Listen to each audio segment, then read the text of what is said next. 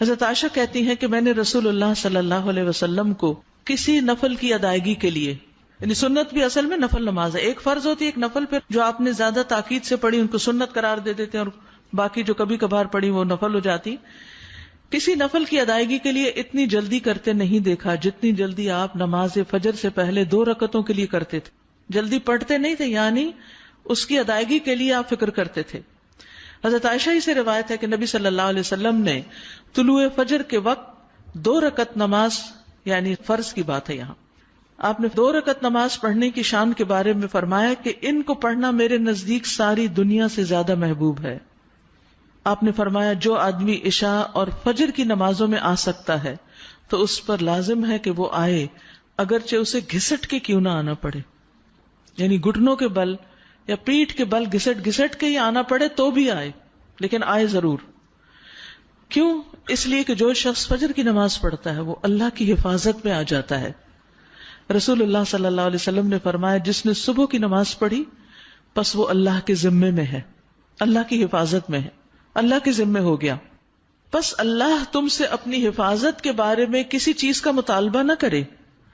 کیا مطلب ہے اس کا؟ یعنی جو اللہ کے ذمے ہے اس پر کوئی ظلم نہ کرے اور ظلم کر کے اللہ کے سامنے جواب دہ نہ ہو، اس لیے کہ جس سے اللہ پوچھے گا، مطالبہ کرے گا، یقیناً اسے اپنی گرفت میں لے لے گا اور لے کر منہ کے بل جہنم میں پھینک دے گا.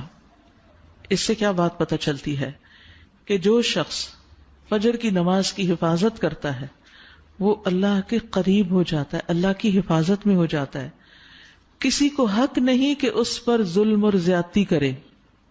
جو اس شخص پر زیادتی کرے گا جو فجر پڑھتا ہے تو وہ دراصل اس ذمے میں خیانت کر رہا ہے جس کو اللہ نے اپنے ذمے لیا ہے، اور پھر قیامت کے دن اللہ تعالیٰ ایسے شخص کو پکڑے گا. یعنی فجر پڑھنے والے کی عزت اور احترام لازم ہے، کیونکہ صرف مومن ہی اس کی پابندی کرتا ہے. بہت سے لوگوں کے لیے فجر کی نماز بڑی بھاری ہوتی ہے، وہ ایک خاص وقت سے پہلے نہیں اٹھتے. کچھ لوگوں کی اکثر ہی قضا ہو جاتی، وہ چونکہ دیر سے سوتے ہیں تو صبح اٹھ نہیں پاتے، تو ان کی حفاظت اللہ کے ذمے پہ نہیں ہے. تو اس لیے بہت ہی فکر کرنی چاہیے کہ فجر کی نماز قضا نہ ہو، یعنی کوئی باقی کر لیں، نہیں، کیونکہ باقی تو پھر ہم جاگ ہی رہے ہوتے ہیں نا، تو اذان بھی سنائی دے دیتی ہے اور وقت بھی پتہ چل رہا ہوتا ہے اور دوسروں کو بھی ہم دیکھتے ہیں پڑھ رہے ہیں تو پڑھ ہی لیتے ہیں. لیکن فجر کی چونکہ ایک ذمہ داری ہوتی ہے اٹھنے کی بھی، اور پھر وقت پر اٹھنے کی، اور پھر مسجد میں جانے کی، تو اس لحاظ سے اس کی حفاظت بہت ضروری ہے. اور فجر پڑھنے والا شام تک اللہ کی حفاظت میں ہوتا ہے.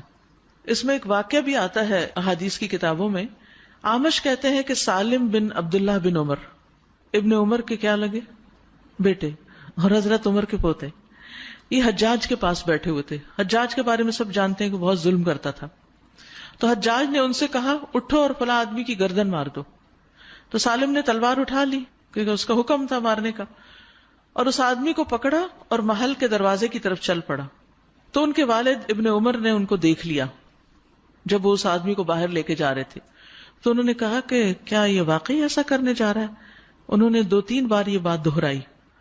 پھر باہر لا کر سالم نے اس سے پوچھا کیا تم نے فجر کی نماز پڑھی ہے؟ یعنی جس کو مارنے کا حکم تھا، کہا تم نے فجر کی نماز پڑھی ہے؟ اس نے کہا ہاں. سالم نے کہا پھر تم جس راستے سے جانا چاہتے ہو چلے جاؤ، اور وہ واپس آئے اور تلوار پھینک دی. حجاج نے ان سے پوچھا کیا تم نے اس کی گردن اڑا دی؟ انہوں نے جواب دیا نہیں. حجاج نے پوچھا کیوں؟ سالم نے جواب دیا میں نے اپنے والد کو یہ کہتے ہوئے سنا ہے کہ رسول اللہ صلی اللہ علیہ وسلم نے فرمایا جس نے فجر کی نماز ادا کی وہ اللہ کی حفاظت میں ہے یہاں تک کہ شام ہو جائے. تو ان کے والد نے ان سے کہا کہ سمجھدار رہو، میں نے تمہارا نام اسی لیے سالم رکھا کہ تم سلامت رہو، یعنی اللہ کے ذمے کے اندر خیانت نہ کرو. تو بہرحال اس سے یہ پتہ چلتا ہے کہ انسان سے بڑے بڑے حادثے، بڑی بڑی مصیبتیں ٹل جاتی ہیں جب وہ فجر کی نماز کی حفاظت کرتا ہے. اب تو الحمدللہ ہر شخص کے موبائل پر الارم ہوتا ہے اور موبائل ہر شخص کے سرہانے ہوتا ہے، تو کوئی بھی یہ نہیں کہہ سکتا کہ میں صبح نہیں اٹھ پایا. 1 نہیں 2 3 الارم لگا لیں، 5 منٹ کے وقفے پہ رکھ لیں اس کو، کیونکہ جو شخص یہ 2 نمازیں پڑھے گا، بخاری میں آتا ہے، وہ جنت میں داخل ہوگا. ایک اور روایت میں آتا ہے وہ آدمی ہرگز دوزخ میں نہیں جائے گا جس نے سورج نکلنے سے پہلے اور سورج کے غروب ہونے سے پہلے نماز پڑھی، یعنی فجر اور عصر کی. اور پھر آپ نے فرمایا ان نمازوں میں سستی نہ کرو اگر تم اللہ کا دیدار کرنا چاہتے ہو، اس طرح کہ جیسے تم 14ویں کے چاند کو دیکھتے ہو اور تمہیں کوئی دھکم پیل کا بھی واسطہ نہیں پڑے گا. یعنی جو ان نمازوں کی حفاظت کرتا ہے وہ اللہ کے دیدار کے قابل ہوگا. اور پھر بعض اوقات لوگ رات قیام کرتے رہتے ہیں، آخر حصے میں سو کے فجر قضا کر دیتے ہیں. کیا ہے تہجد کے لیے اٹھے تھے وہ آنکھ نہیں پھر کلی فجر کے لیے. تو یہ نہیں ہونا چاہیے. عمر رضی اللہ عنہ کہتے ہیں میں صبح کی نماز با جماعت پڑھوں یہ مجھے اس سے زیادہ محبوب ہے کہ میں ساری رات قیام کروں. ساری رات کے نوافل سے زیادہ محبوب ہے کہ فجر کی نماز جماعت کے ساتھ. ہاں منافق پر فجر کی نماز بھاری ہوتی ہے، تو منافقت سے نکلنے کے لیے، نفاق سے نکلنے کے لیے اس نماز کی پابندی ضروری ہے. ابی بن کعب کہتے ہیں ایک روز رسول اللہ صلی اللہ علیہ وسلم نے ہمیں صبح کی نماز پڑھائی.